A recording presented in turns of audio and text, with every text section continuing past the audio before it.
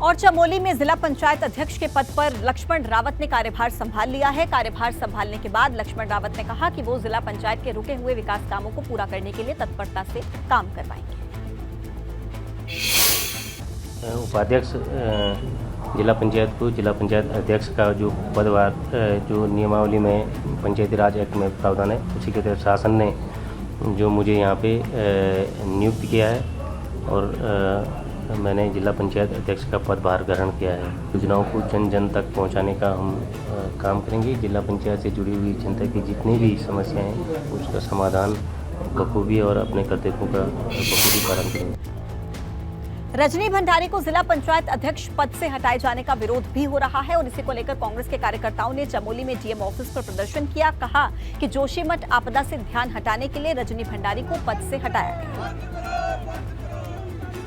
इस तरह से आज पूरा देश और प्रदेश का ध्यान जोशीमठ आपदा पे है। ये सिर्फ 1 एकड़ जमीन पर कृषि करके हर महीने 1 लाख तक कमाते हैं। इनसे सीखना है तो फ्रीडम ऐप को अभी डाउनलोड कीजिए। और बद्रीनाथ विधानसभा से जो निर्वाचित माननीय विधायक आदरणीय श्री राजेंद्र सिंह भंडारी जी लगातार शुरुआत से ही जोशीमठ आपदा क्षेत्र में और उन प्रभावित परिवारों के साथ बने हुए हैं। कहीं न कहीं सरकार और जो भाजपा के प्रदेश अध्यक्ष महेंद्र भट्ट जी है, जिनको राजेंद्र सिंह भंडारी जी ने बद्रीनाथ विधानसभा में पटकनी दी थी, शायद प्रदेश अध्यक्ष जी कहीं न कहीं अभी तक अपनी हार को पचा नहीं पा रहे। और देखिए, नेता प्रतिपक्ष यशपाल आर्य ने भी भाजपा सरकार पर हमला बोला है। यशपाल आर्य ने आरोप लगाया कि चमोली जिले की जिला पंचायत अध्यक्ष रजनी भंडारी को पद से हटाना पंचायत राज अधिनियम का गलत इस्तेमाल है। नेता प्रतिपक्ष ने कहा कि कांग्रेस इसके खिलाफ संघर्ष करेगी। यशपाल आर्य ने कहा कि 12 साल पुराने मामले को आधार बनाकर रजनी भंडारी को हटाया गया है। भारतीय जनता पार्टी की सरकार, उत्तराखंड सरकार तानाशाही रवैया अपना रही है। प्रजातंत्र की के जो चुने गए प्रतिनिधियों को उनके पदों से हटा रही है। ये दुर्भाग्यपूर्ण भी है और लोकतंत्र के लिए बहुत ही घातक भी है। हम निश्चित रूप से इस अन्याय के खिलाफ संघर्ष भी करेंगे। सदन में भी हम मजबूती से इस बात को उठाएंगे।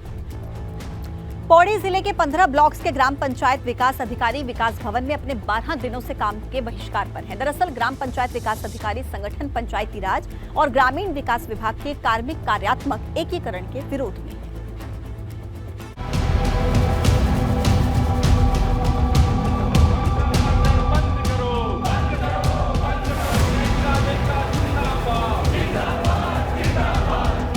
पौड़ी में ग्राम पंचायत विकास अधिकारी का ये आंदोलन मिनिस्ट्रियल एसोसिएशन के एकीकरण के खिलाफ है।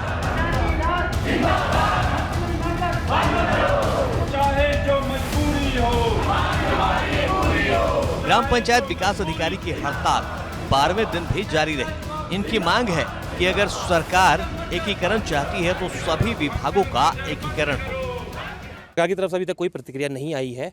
आम जनमानस परेशान हो रहा है, लेकिन सरकार कोई भी कदम उठाने को तैयार नहीं है। और हमारा ये मानना है कि हम लोग आगे वाले समय में इस आंदोलन को और उग्र करेंगे। अगर हमें सड़कों पर उतरना पड़े सड़कों पर उतरेंगे, क्योंकि पंचायतों को आप कमज़ोर कर रहे हैं, ये हम अपने होते हुए नहीं होने देंगे। इनके कार्य बहिष्कार की वजह से अब उन लोगों की मुश्किल बढ़ गई है जो जरूरी दस्तावेज बनवाने के लिए ब्लॉक आते हैं। जन्म प्रमाण पत्र, परिवार रजिस्टर की नकल समेत ऐसे कई जरूरी दस्तावेज हैं जो ब्लॉक में बनते हैं। आदेश को निरस्त करवाना चाह रहे हैं और मेरे 15 के 15 ब्लॉक के जितने भी लगभग 160 के आसपास कर्मचारी हैं वो सभी हड़ताल पे हैं। इस कारण से गांव में अब परिवार रजिस्टर, जन्म मृत्यु प्रमाण पत्र मिलने में काफ़ी दिक्कतें होने लगी हैं और इससे गांव में समस्या उत्पन्न हो रही है। इसमें मेरे पास काफ़ी जगह से फ़ोन भी आ रहे हैं कि हम लोग कैसे इसको दूर कर सकते हैं, लेकिन वर्तमान में समस्या बनी हुई है। ग्राम पंचायत विकास अधिकारी अपनी मांग पर अड़े हुए हैं। इन्होंने साफ कर दिया है कि जब तक मांग पूरी नहीं होगी कार्य बहिष्कार जारी रहेगा। मगर उन लोगों का क्या होगा जिनके जरूरी काम नहीं हो पा रहे हैं? जाहिर है अधिकारियों को कोई बीच का रास्ता निकालना पड़ेगा। एबीपी गंगा के लिए पौड़ी से आलोक रावत की रिपोर्ट।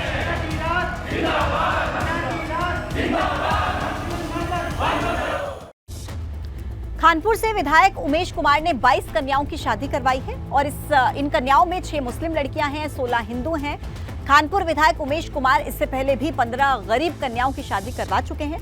उमेश कुमार का कहना है कि उनकी कोशिश है इस साल 100 से ज्यादा गरीब कन्याओं की वो शादी करवाएं। 21 जोड़ों का विवाह समारोह है और इस साल का लक्ष्य है कि लगभग 100 शादियां इस साल हम कोशिश करेंगे कि पूरी हो जाएं। धीरे धीरे लोगों को पता लग रहा है कि सामूहिक विवाह समारोह कराया जा रहा है खानपुर विधायक द्वारा।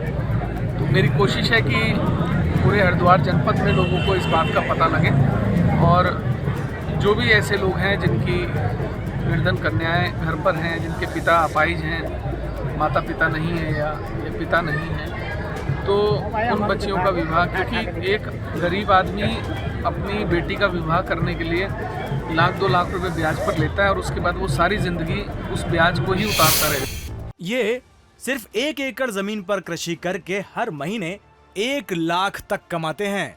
इनसे सीखना है तो फ्रीडम ऐप को अभी डाउनलोड कीजिए।